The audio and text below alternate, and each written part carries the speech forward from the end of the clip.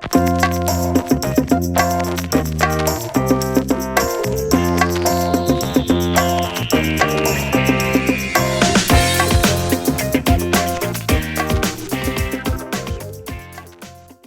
morning, everybody.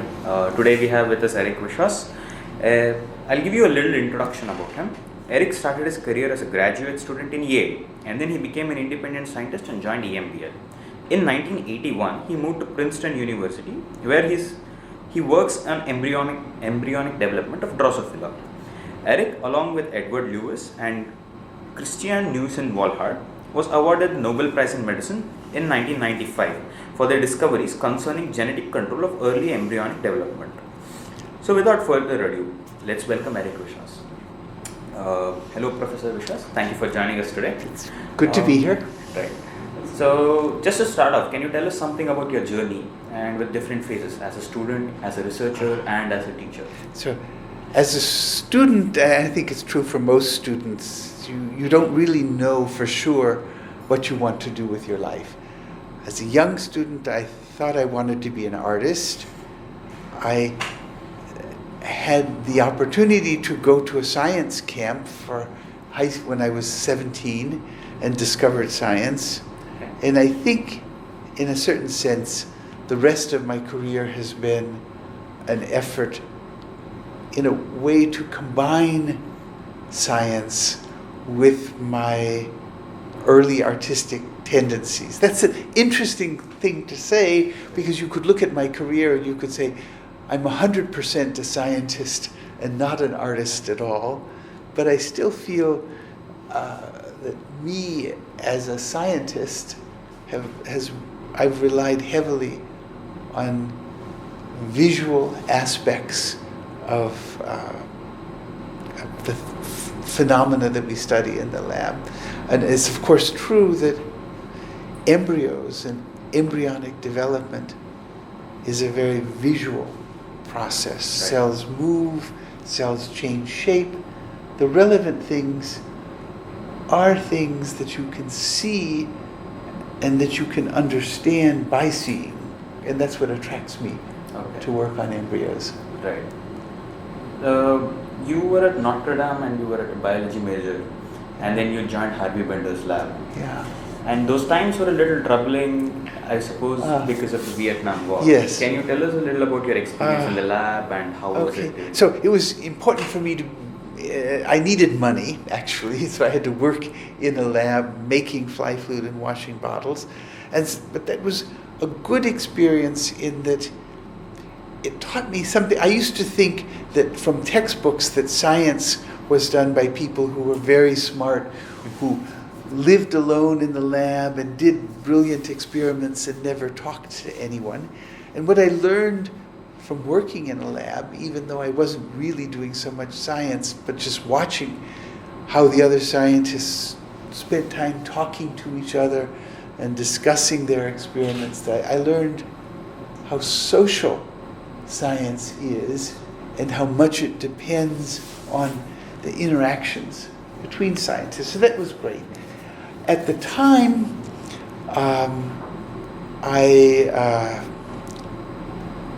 this was also a politically difficult time in the United States. The country had been involved in what I think was an unjust war in Vietnam that should never have been fought, and certainly should not have been pushed to the level that it was fought. And so simultaneous, as a young person, of course, you believe that if you go out on the streets and protest and organize demonstrations and are politically active, that you can change the world. And so as a young person, I believed that, and of course was out on the streets.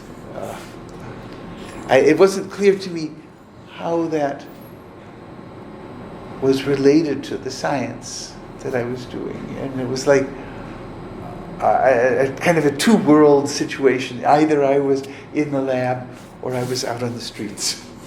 I think that is quite relevant in our country as well. Yeah. A lot of happening. I think that's true. Right? Just understanding the current political situation in India. To go in another direction, you have been in research for a long while, and you won the Nobel Prize in '95. So, how have you seen technology impact your field, or to be more, especially computers? Yeah, and so obviously when I started work, if you said a computer, what someone would think would be a little tiny desk, something about the size of a cell phone that you could add, subtract, multiply. And that was a computer. They were very valuable, and people used to chain them to their desks because they were. I think they were called the calculating machine. Calculators, yeah, a calculating machine. The whole field has been transformed by computer and the availability to handle large data, to analyze large data, and in ways that we didn't think. And so that also the fact that computers allow us to analyze data also has meant that the field has tried to develop experimental techniques that collect more and more data. And so the two things kind of run, in parallel, that because you can handle more data, you collect more data, and you can handle more data, and you collect more data, and so the whole field, I think, is going through a period where rapid technologies are developed that are huge in terms of data and require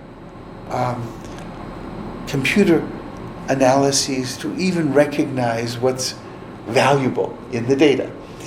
And that's very different from an earlier phase where experiments were harder to do, and you would sit down and you would say, what is the relevant thing?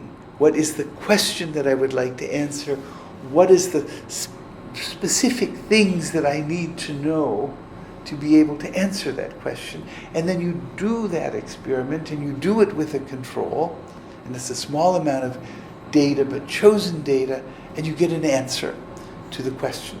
I think that was a very powerful approach that has driven all of science up to maybe 1990, right, up to this new period. I think the problem with the new period is that much data is collected because you can, and much of it's cataloged because you can, but the questions are only asked after the fact. The data is And correct. you look at the data there and you try to say, I have all of this data, it must tell me something. What does it has to be useful for something, and then the effort is to find some indications of how biology works from the computational analysis of the data. Now, on the one hand, that's an exciting way of doing it because it forces you out of your preconceptions and forces you out of the models and the simple-minded intuitions that used to drive science. So, in theory, asking a computer something about the data might tell you something different than what you would have asked before. So you are essentially saying that there is a fundamental change in experimental design. Right. And so whether it's a fundamental, I see right now it's a conflict, because even though the computers and massive data collection is a new style of science, many of the most important papers and informative papers are still done in the old directed style of thinking, how can I test something, coming up with the single crucial thing, and the experiment and the control that tests an idea and answers a question. And so I think what we're really living in is not in a time of new science, but in a time of conflict between scientific approaches. And I think it will be interesting to see whether that conflict resolves in a new approach that integrates both, or whether the conflict will resolve in a pendulum way where Scientists will swing back and forth between the intuitive, directed approach and the large-scale data collection and analysis approach. So I don't know. I think that's an interesting question to predict about the future that we don't know. Taking a cue from this, what would you say would be the next big thing in biology? Might be the next big thing. Might be the next big thing. I think the general consensus, there'll be two things. I think from the standpoint of general molecular biology, I think spatial organization at the molecular level, but in terms of the spatial organization of the nucleus, the spatial organization. So we have imaging technologies which are huge data-rich approaches which allow us to have resolution at all different levels. So to understand biochemistry in the context of the cell, you have to put the biochemistry in a spatial pattern. Right. To understand transcription in the nucleus, probably you have to understand the spatial organization of the nucleus. So that's an area where suddenly we combine a new approach to imaging, to a biochemistry, and to a functional analysis at the molecular level. I guess that brings us close to the central question of what is life, which is this organization of process.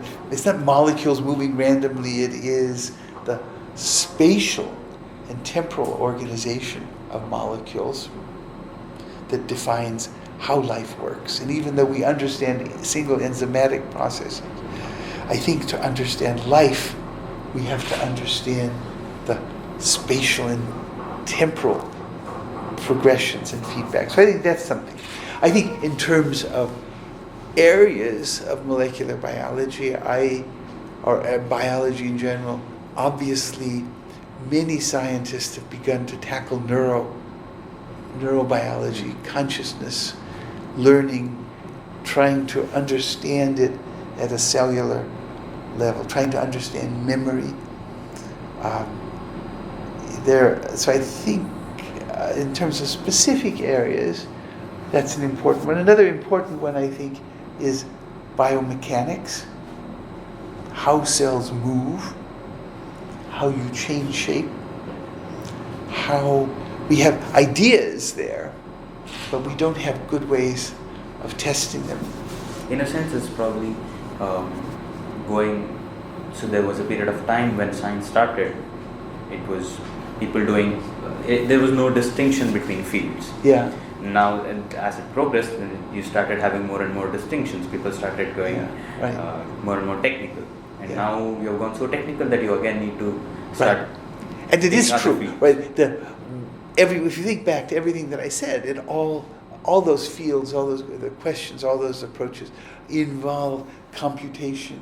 They involve quantitative imaging, biophysics, physical measurements, spatial patterns, biological thought, genetics, all that. So I think to be a scientist in the future, a person will either have to become an expert in many different fields, or more likely, develop the skills to interact with other scientists, biologists interacting with physicists in ways where you can have productive research programs, because I think it's probably difficult for anybody in the world to have a truly deep and truly creative understanding of all fields. Right. Due to lack of time, I'll need to cut my questions short. So I'd like to end it with a few words from you for the students here. And for our organization of Campus Radio. Okay. So I think if the most important thing that I would say to any student here is that your time here is precious. It's a special time. At the university, you have the opportunity to learn things, deep things, learn things that 15, 10 years ago people didn't know. And so you really are here at the forefront of science, and you have that opportunity. It's interesting that you have that opportunity at the age that you are now, because every one of you as students is not yet the person that you will be, and you don't know who you will be. So you're also in this very rich atmosphere of knowledge and thought and discussion. You personally are developing into who you are. And the interaction between learning all those new things and developing personally and learning and getting to know other students who are different than you in some ways, but amazingly similar in other ways, will be a part of your development, both as a person and as a scientist. And so it's a very precious time. And you should maximize everything about it. Maximize the learning of the science, but also maximize your contacts with your fellow students, because you will learn from them as much as you'll learn from your professors. Thank you. Your words were very insightful and quite inspiring. Okay, So, well, thank you. Thank you for spending some time with us. Absolutely. Thank you.